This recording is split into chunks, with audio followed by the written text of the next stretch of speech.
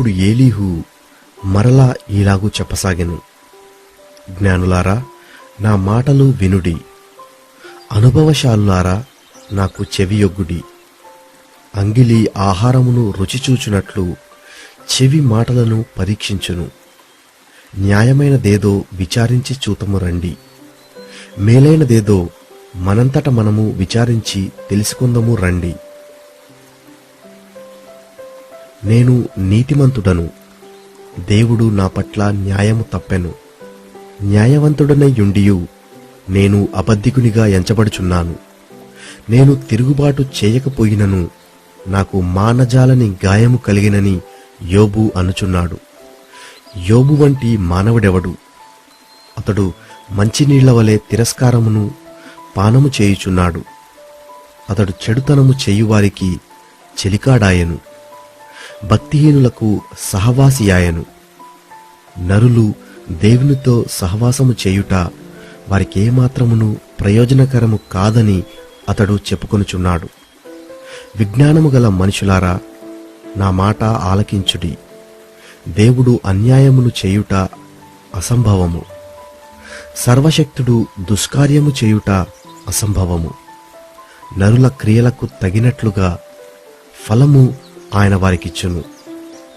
అందరికీ వారి వారి మార్గములను బట్టి వారికి ఫలమిచ్చును. దేవుడు ఏ మార్గమును దుష్కార్యము చెయ్యడు. సర్వశక్తుడు న్యాయము తప్పడు. ఎవడైనా భూమిని ఆయనకు అప్పగింత పెట్టెనా? ఎవడైనా సర్వ ప్రపంచ భారమును ఆయనకప్పగించెనా?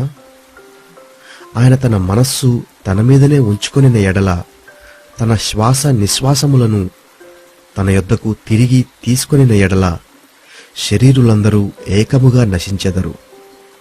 నరులు మరలా ధూళి అయిపోవుదురు. కావున దీని విని వివేచించుము, నా మాటల నాలకింపుము. న్యాయమును ద్వేషించువాడు లోకము నేలునా? న్యాయసంపన్నుడైన వాని మీద నేరము మోపుదువా?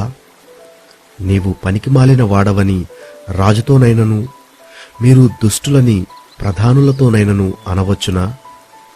రాజుల ఎడల పక్షపాతము చూపని వానితోనూ, బీదల కన్నా ధనము గల వారిని ఎక్కువగా చూడని వానితోనూ అలాగు పలుకుట తగునా? వారందరూ ఆయన నిర్మించిన వారు కారా? మధ్యరాత్రి ప్రజలు కల్లోలమునొంది నాశనమగుదురు. బలవంతులు దైవికముగా కొనిపోబడుదురు. ఆయన దృష్టి నరుల మార్గము మీద నుంచబడి ఉన్నది. ఆయన వారి నడకలన్నీయూ కనిపెట్టి చూచుచున్నాడు. దుష్క్రియలు చేయువారు దాగుకొనుటకు చీకటి అయినను మరణాంధకారమైనను లేదు. ఒకడు న్యాయ విమర్శలోనికి రాకముందు బహుకాలము ఆయన విచారణ చేయుట దేవునికి అగత్యము లేదు. విచారణ లేకుండానే బలవంతులను ఆయన నిర్మూలము చేయుచున్నాడు. వారి స్థానమున ఇతరులను నియమించుచున్నాడు. వారి క్రియలను ఆయన తెలుసుకొనుచున్నాడు. రాత్రియందు ఆయన నాశనము కలుగజేయగా వారు నలుగగొట్టబడుదురు. దుష్టులని బహిరంగముగానే ఆయన వారిని శిక్షించును. ఏలయనగా వారు ఆయనను అనుసరించుట మానిరి. ఆయన ఆజ్ఞలలో దేనినైనను లక్ష్యపెట్టకపోయిరి. బీదల మొరను ఆయన యొద్దకు వచ్చునట్లు చేసిరి. దీనుల మొరను ఆయనకు వినబడినట్లు చేసిరి. ఆయన సమాధానము కలుగజేసిన ఎడల శిక్ష విధింపగలవాడెవడు?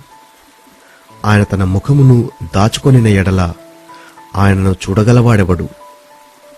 అది అనేకులను గూర్చినదైనను ఒక్కటే, ఒకని గూర్చినదైనను ఒక్కటే. భక్తిహీనులు రాజ్య పరిపాలన చేయకుండునట్లు, వారు ప్రజలను చిక్కించుకొనకుండునట్లు బలవంతులను ఆయన నిర్మూలము చేయుచున్నాడు. ఒకడు, నేను శిక్ష నొందితిని, నేను ఇకను పాపము చేయను, నాకు తెలియని దానిని నాకు నేర్పుము, నేను దుష్కార్యము చేసియున్న ఎడల ఇక చెయ్యనని దేవునితో చెప్పునా? నీకిష్టము వచ్చినట్లు ఆయన ప్రతీకారము చేయునా? లేని ఎడల నీవుందువా? నేను కాదు, నీవే నిశ్చయింపవలెను గనుక నీవు ఎరిగిన దానిని పలుకుము. వివేచన గలవారు, జ్ఞానము గలిగి నా మాట వినువారు నాతో నీలాగూ పలుకుదురు. యోబు తెలివిమాలిన మాటలాడుచున్నాడు. అతని మాటలు బుద్ధిహీనమైనవి. దుష్టుల వలె యోబు ప్రత్యుత్తరమిచ్చినందున అతడు తుదముట్ట శోధింపబడవలెనని నేనెంతో కోరుచున్నాను.